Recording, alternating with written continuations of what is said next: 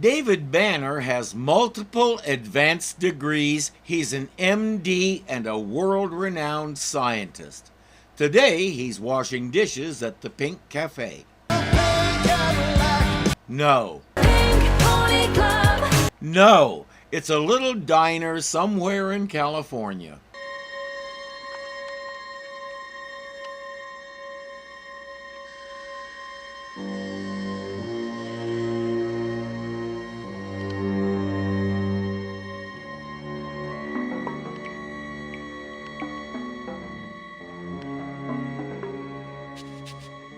After all these months, I'm just days away from the results. Only after the last precisely timed injection has been administered will I have any indication whether the serum has been effective. And if it is, the series is over and he's out of a job. So I don't have high hopes of it working. He gives himself another injection. Hey, you got a hearing problem? Yeah. A little fever, huh? So that ain't no excuse. You coming in or I get somebody new? Oh, jeez. Oh, you're fired. Gesundheit. Sometimes our old friend Bob Hastings isn't a very nice person. He jumps all over David about clearing dishes, and David scoots off to obey.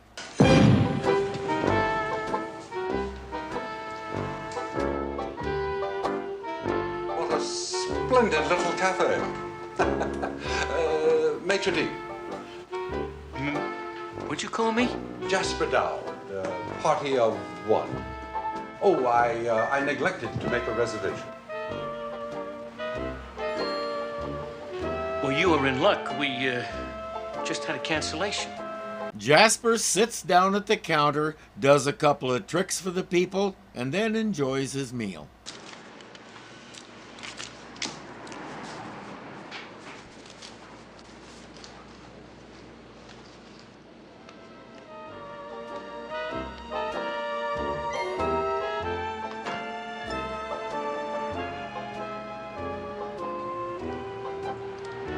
Well? How were you at washing dishes? Do you get the feeling Earl was expecting that? As a rule, the more flamboyant they are, the broker they are.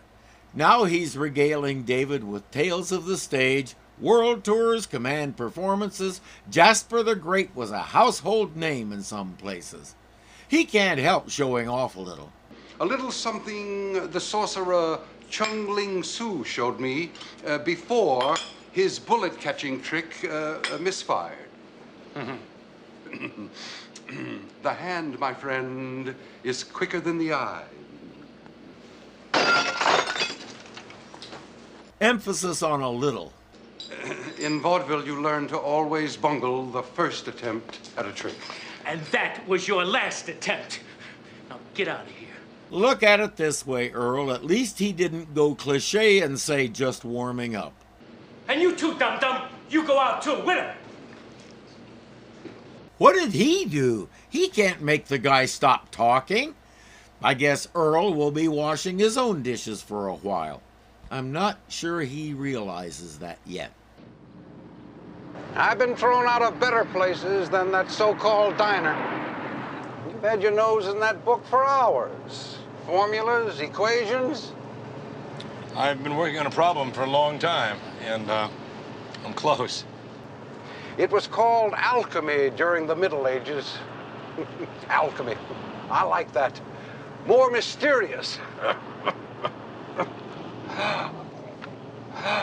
He has asthma. At his age, it's a lot more dangerous than it is for a younger person.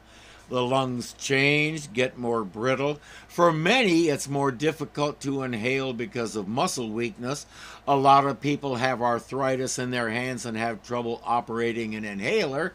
And most people his age have other conditions, and an asthma attack can exacerbate them. He should have his inhaler in his pocket. David finds it. Look, why don't we just why don't we just rest for a second? Maybe we could pull over and get a bite to eat. I gotta make San Luis Obispo before dinner. An old friend of mine is restoring a theater, a place we used to play in the old days. While they're rolling down the road, this is a good time to talk about Ray Walston and Bill Bixby. They met in 1963 as Tim O'Hara and his Uncle Martin. I'm talking about My Favorite Martian, of course. The title of this episode is a takeoff on it. The show ran for 3 seasons. Later, Mr. Walston said he never should have done it. He said anywhere he went in the world, someone would call him Martin and make antennas with their fingers. He hated it. He didn't, however, hate his co-star. He and Bill Bixby remained close friends for life. He called Bixby one of the nicest, most decent people he ever knew. And when Bixby died young in 1993, it was quite a blow to him. He worked his way out of the Martian stereotype and continued acting. He won 2 Emmys while doing Picket Fences, which I never watched. I enjoyed My Favorite Martian. He was convincing. He's also convincing as an aging magician here. Too bad my assistant couldn't make it. Busy building props for our next European tour. Hint, hint, David. Don't worry, he'll catch on by the time they get there. I'm a little embarrassed about calling collect, but I only had large bills. How are you, Lily? Fine, Jasper. Just a little surprised to hear your voice. Well, I couldn't wait till I saw you. You sound the same, Lily. Jasper, Now, please, don't do anything till I get there, huh? Lily was his assistant for several years, and he has an obvious crush on her. There's just one problem. That was your long-lost love? Giancarlo, that was 40 years ago. For a woman like you, I would wait 40 years. I would never make you wait that long. She's marrying that guy. Apparently, she isn't crushing back. She moved on. Yeah, he said he was playing some vaudeville theater. San Luis Obispo, I think he said.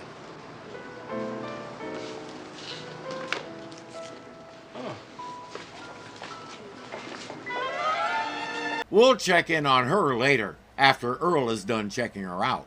Oh, David, I've played theaters throughout the world, but this one particular theater has always been good to me. A lot of memories, huh? Yeah. Oh, look. Neptune's torture chamber. It's the illusion I'm best known for. It brings the house down every time. Okay. Looks lethal enough, all right. It's a glass box. I'm not sure what looks lethal about it, but David may have a better angle than we do. McGee! Jasper, man, it's been a long time. Sure good to see you. You didn't expect me in this costume, huh? But you see, we gotta cut corners if we intend to put this place back into business. If? Why, after the benefit, they'll be breaking down your ticket office door. This man could make me believe in the tooth fairy. Making you believe the impossible is kind of the job of an illusionist. I'm expecting a registered letter. What? Hasn't come yet. Well, who else is on the billing? Oh, come right over there, show me. He'll mention the letter. Stop that. He'll mention it a couple more times, but there are more important things to think about right now. They're doing this show vaudeville style with multiple acts and oddities. Yeah, we have, be careful, fellas, we have Jasper the Great, along with his lovely assistant, Lily DeMar. She's beautiful. Yes, and I always thought that you two would get married. David, help me unload the equipment. Said something wrong. He always had quite a thing for Lily. I don't know. The problem is you're not the only one who thought that.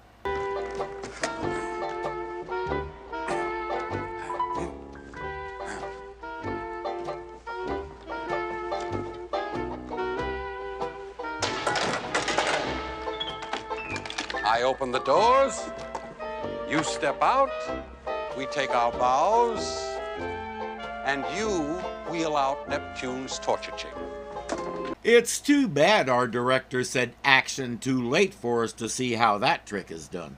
But we'll get to see how Neptune's torture chamber is done. Jasper, you know what you're doing? Mm-hmm. Oh, there you are. Now, tonight, when I do this trick, this will be filled with water. I will go into the tank, under the water, and those little chains there will be hooked to this hook right here. You see? Now, and then I reach in here, and what do I find but a little key? Oh, that's how you get these off, huh? David, I'm a magician, not a locksmith. That's a nice stunt, but when you do the actual trick, we'll see that there's a bunch of chains wrapped around the box too. What about those? And you will put the key back, yes? I don't think you'll be able to reach your pocket. Ain't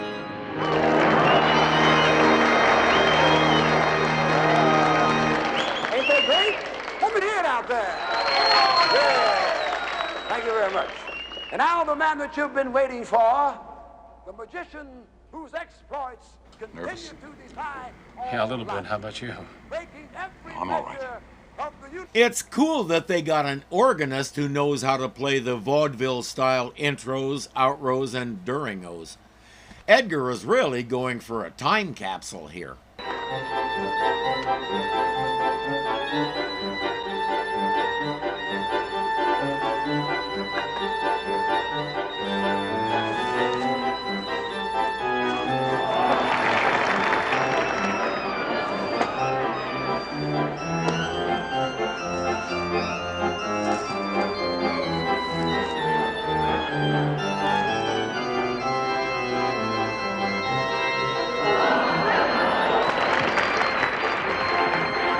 I do mean time capsule.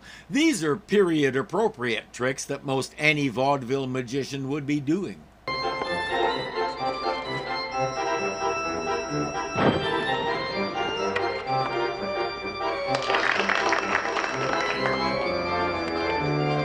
In his early days, Ray Walston sometimes performed as a magician, so he knew what he was doing here. It had to be fun going back to his roots.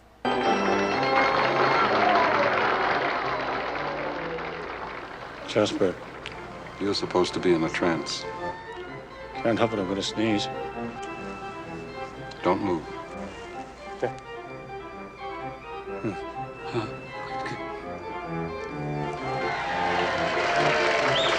They're on a raised stage, so he can hope not too many people saw that. As quick as he was out of the trance, David sneezed 8 times. After the second one, Jasper started going like this as if he was making them happen. It's time for the big finish, Neptune's torture chamber. As a reward for your kind attention, The miraculous escape from Neptune's torture chamber. Jasper? I'm all right. Yeah, and David is a wombat. It's getting worse. He can't do it. I've got to deliver, David. For Edgar's sake. Jasper, I'm trying to tell you it's too dangerous in your condition. They'll want their money back and we'll lose everything. Don't worry, Edgar. I tell you what, you recuperate and I'll go out and try to hold him for a few minutes, okay? Your concern for your old friend is heartwarming, Edgar. Scatman Crothers could find lots of ways to keep the people entertained. He was a singer, songwriter, actor, and did a little magic himself. Right now, he could do a lot more than Jasper is capable of doing. So you had to know this was coming.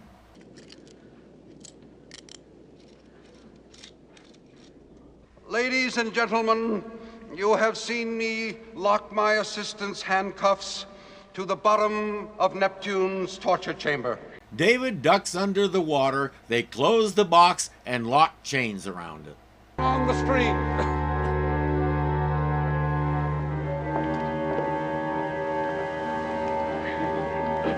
Why? He mentioned Houdini several times. Houdini did his escapes out in the open, not behind a screen. For all the audience knows, those helpers are unlocking everything and letting him out. If I was in the audience, I would feel a little let down.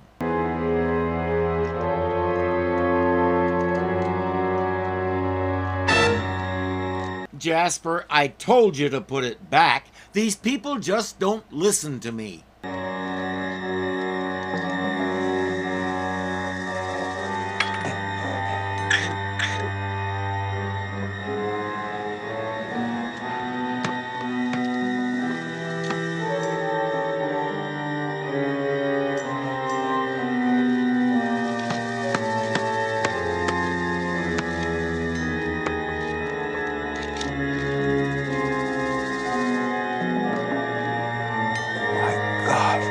Don't just stand there, tell them to get him out.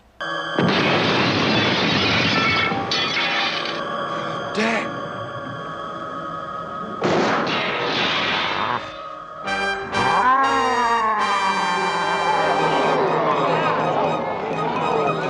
Too late, he'll do it his own way. They think it's part of the act.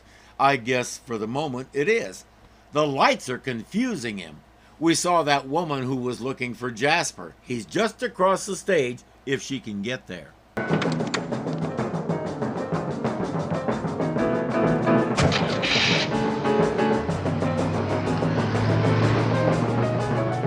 Never mind.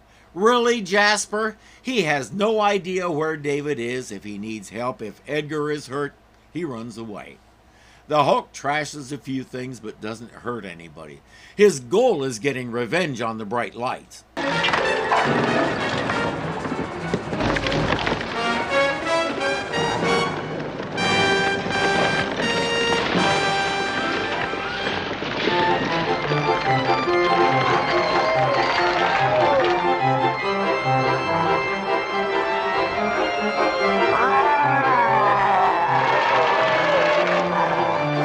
That organist has balls of adamantium.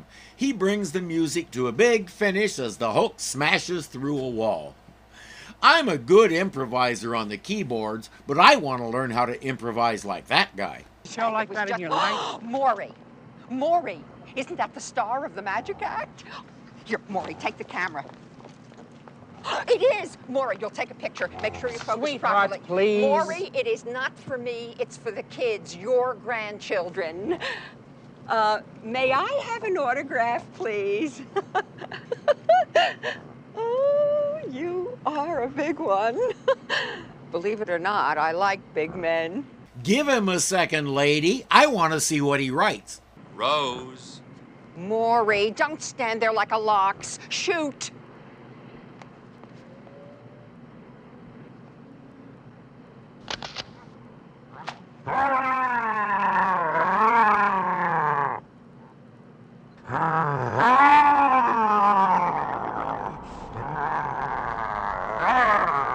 He came out here to get away from that stuff. He runs off. At least they got their picture. Unfortunately, Maury had his finger over the lens. Rose dumped him. David. Well, look at this place. Anything I can do to help? Yeah, you can help this lady. This is Jasper's assistant, David. I told you fellas to be careful with that curtain. What can I do for you? I'm looking for Jasper Dowd. Yeah, well, so am I. There's a good chance you know more about it than he does. He's not here. I've already checked. He wasn't hurt, was he? I don't know. When last seen, he was driving off into the sunset in his van. Told you. Oh, that's great. That's perfect in my case. Something wrong? Yes, it happens that all my personal belongings are in his van, including a journal and serum that I'm supposed to take on a regular basis. The next injection isn't for a while, so there's time to find his stuff. Do you know where I can find him? Why? Look, if you tell me where I can find him, I can get you there. Unless it's not that important. It is that important. Palm Springs, the Beaumont Estates. Well, I guess as long as we're going to be traveling together, we should exchange names. David Barker. I'm Kimberly Dowd. I'm Jasper's daughter. Anne Sedin was established as a character actor at this time, but her big break came when she met an alien named Alf. I hope other people recognize Kate Tanner from another show I never watched. I don't have anything against aliens. I don't see Planet. It just never interested me. She hated it as much as Sally Field hated The Flying Nun, and for many similar reasons. Long hours waiting for setups, some people who weren't very nice, she had nothing good to say about it. But all that will come later. She'll be a mom in a few years. Right now, she's a very frustrated daughter. I'm not surprised that he never mentioned me. But I am surprised that he didn't go on and on about Lily. Lily? Oh, the assistant. He carried a torch for years. She's all that Mother and I ever heard about. Lily. Lily and his damn magic. Funny he never mentioned her to me. She married a very wealthy man. But he died a year later. Anyway, Jasper married Mother on the rebound, and I was born, and suddenly Jasper the Great, star of 7 continents, had a family to support. If he was that big a star, it shouldn't have been difficult. Then after Mother died, Jasper went right back to his magic. And at the same time, he left her to fend for herself. She doesn't need to say that part out loud. And he's so successful, he doesn't have a couple of bucks for a meal at a diner or a dime for a phone call. I think I'm starting to see the problem. A few months ago, we found out that Jasper has coronary heart disease. Is he undergoing treatment? Oh, he was. Till he ran away from the convalescent home. Ran away? 3 times. I put him in when the doctors told me that a severe asthma attack could trigger a fatal heart attack.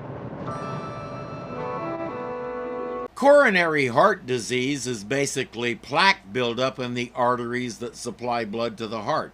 A heart attack happens when one or more of those arteries gets blocked enough to cut off the blood flow. If the problem isn't corrected quickly, the heart muscle starts to die. In my case, it was 2 arteries, but doctors got a couple of stents in fast enough that my heart wasn't damaged. Yes, I've had a heart attack. Jasper can take it from me. He doesn't want one. There is too much food and not enough champagne. And look at those flowers. It looks like a funeral. Take it easy. Calm down. Is that him? The fly in the ointment? See, that is him. You want to cut the accent? If he interferes with the wedding man, you don't get your money. Then I'll see to it he doesn't interfere. They've been catching up. She's envious of the world traveler life he's led, but she's a homebody. He lives for the road. And they say that the road ain't no place to start a family.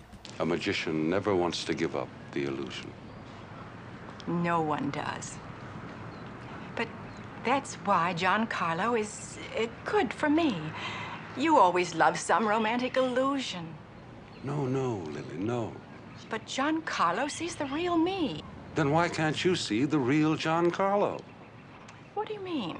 The closest John Carlo has ever been to Italy is the spaghetti joint he worked at in the Bronx. If he's that traveled, he knows a fake accent when he hears one. You'd better leave, Jasper. Now, I'm waiting for a letter that'll prove he's a phony. Let's see, he's been at the diner, the theater, now her place. How is anybody going to know where to send it? It took about 2 weeks for a change of address to get processed at the post office at this time, and he's submitted at least 3 in the last 2 days. I can see his letter ending up in Santa's workshop. But all that matters is that he loves me for what I am. Or for what you're worth.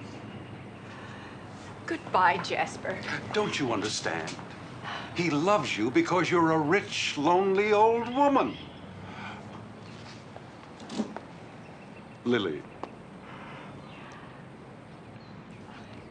But Jasper, much as I hate to admit it, that's what I am. He walks away saying, "That's not what I came here to say." Whatever he did intend to say, he didn't plan it very well. Maybe he should try cue cards. You must be, you are Signor Jasper, Giancarlo Corleone. I know who you are.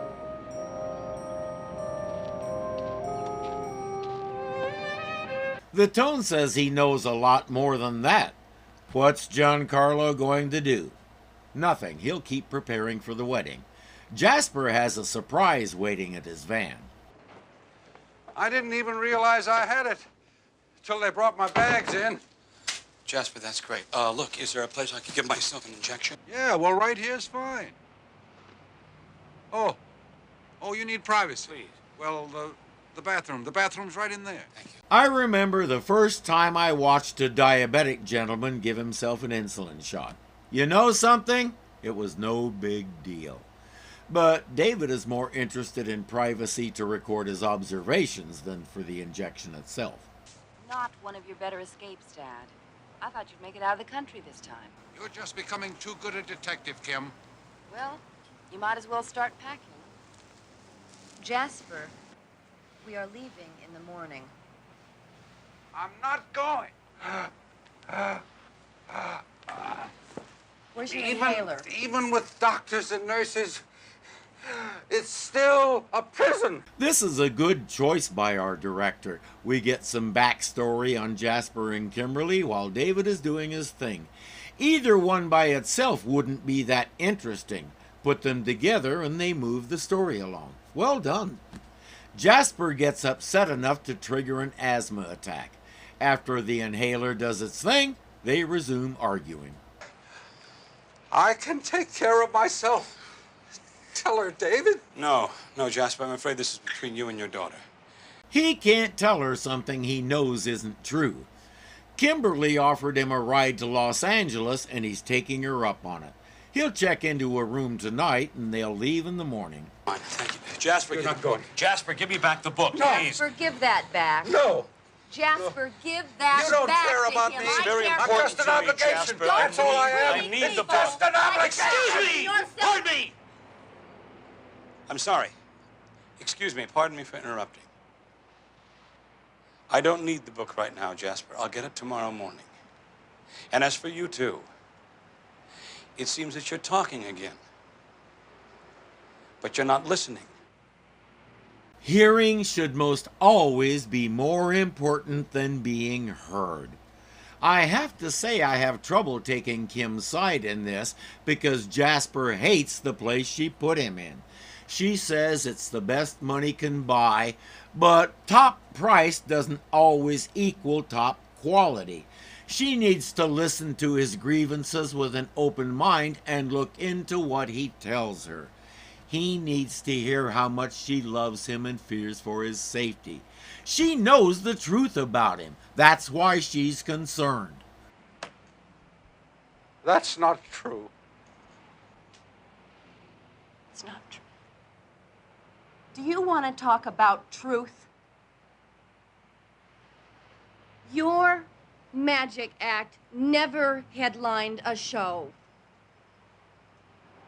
Not here in the States.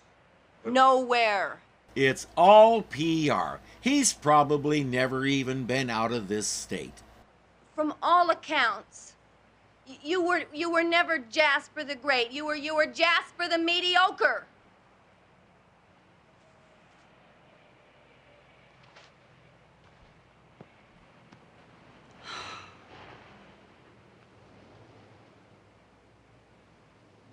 You know, I promised Mother that I would never say that to you. As the saying goes, it's a dirty job, but someone has to do it. I never really gave your mother a chance to tell me. I was always too busy being center stage. David's right. I was always talking when I should just shut up and listen. We'll learn that her mother basically enabled his fantasies. She called them his little white lies. She said everybody tells them. But I never really meant to lie to her. Slight exaggeration here, a little embellishment there. Well, how do you find the truth? After you've made it disappear so many times. That makes it sound like she didn't know they were, embellishments when they got married. Jasper, Mother always loved you. She loved you more, even after she knew the truth. She didn't know, and when she found out, she blew it off and loved him anyway. He gets to live with that knowledge now. Dad. If we're going in the morning, we'd better get an early start. I'm feeling a little tired. And he's not doing a very good job of it. Predictably, in the morning, he and his van are gone. The writing continues to delight me. That stuff about her mom not knowing, they told us that without telling us that. If I hadn't pointed it out, most people wouldn't have realized it.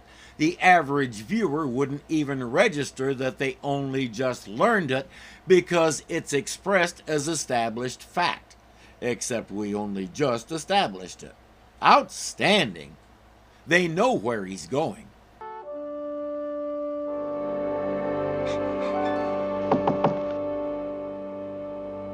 Please, Kim, please, I need a few minutes alone. Special delivery letter for Mr. Jasper Dowd. And he can take what he's been waiting for with him. Problem, in his excitement, he didn't take his inhaler. I hope that magician keeps out of our hair. Don't worry. We'll keep an eye out for him. You could have saved us a lot of trouble by divorcing the other one before marrying the new one. You're an amateur. And a stupid one at that. Listen, it's your fault I'm in this spot, so forget about the insults, okay? The bigamist is easily offended. All this time, I thought a bigamist was what they call a fog in Italy. I can't help myself. I read that joke in a highlights for children when I was about 9, and it stuck with me because it's a word joke that my dad had to explain to me. You know, Giancarlo, for $1 million, Lily could do a lot better. And yet you're working for him. Then again, if he didn't hold Giancarlo's hand, that guy would fail at life. Ben is right, he's stupid. I wonder if Ben gets his jollies pushing him around like that. At least now we know what the problem is. You can bet Jasper does too. Are they just going to stand around and look ugly? They're your best men. What? That tells us that he has no actual friends. He has to hire some. Perhaps he should go meet them. Soon enough, it's wedding time. While they make their way through the ceremony, Jasper is trying to make his way through some very big guys. This, the autumn of their lives.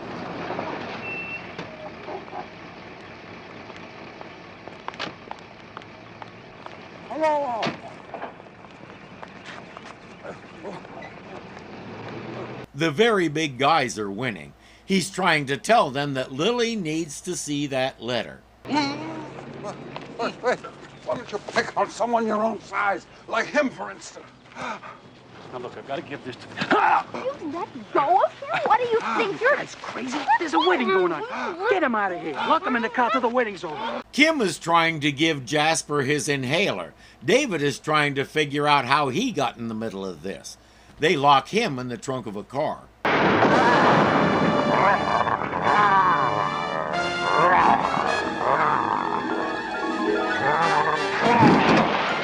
However, briefly.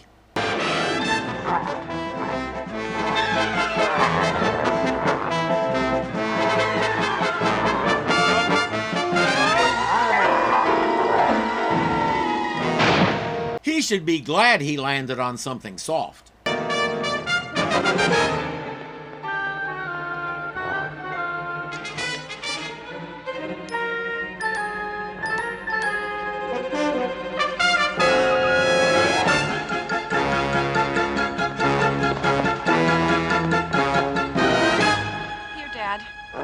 He has no issues with you, ma'am. You're not wearing a white coat. If any man can show just cause why they may not lawfully be joined together, Let him speak now, or else, henceforth, forever hold his peace.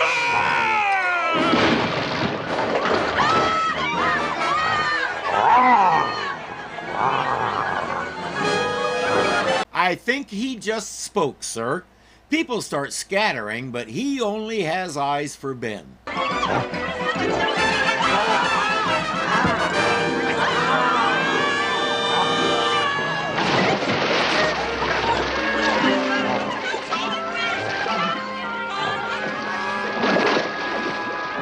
He should be glad he landed on something soft. Lily pads and pond scum are soft, right?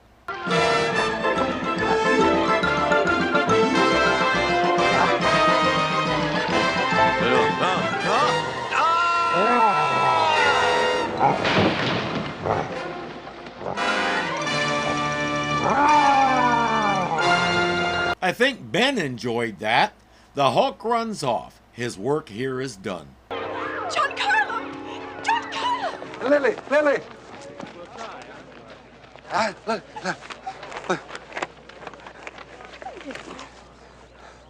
This is great on its own, but pay special attention to the music.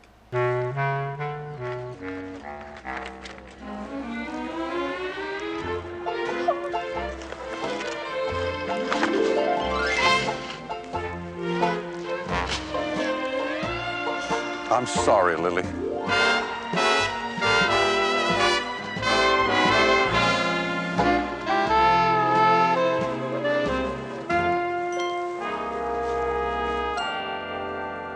Is that perfect? David has finished his round of injections. We saw how effective the serum was. David, that was Kimberly on the phone. She wanted to tell me that after seeing that green man, she finally believes in magic. I told her she ought to take a few days off from work. But it seems you've solved all your problems. And what about your problem? Did you ever find the answer? No, I'm beginning to think that I might never find the answer to my problem. Yeah, well, I know the feeling. Oh, do you now? This should be good. How often do you turn into a green monster? And as an aside, how have you not figured out that David is the green monster? This trick has eluded me for over 20 years. Just could never master it. David, it worked. Congratulations. It finally worked. A lesson the great Houdini taught me. Just when you are ready to give up, the magic finally works.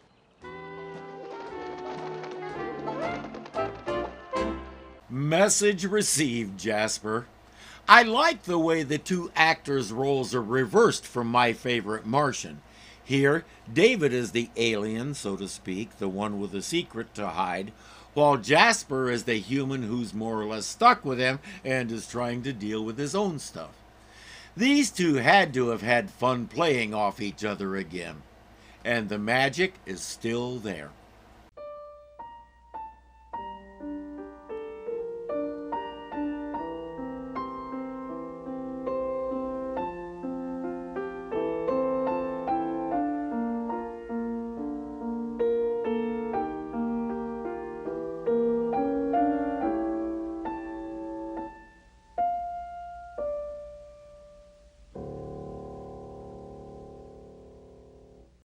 The title of this episode is a takeoff. Really? In the morning, he and his van are gone. What are you doing?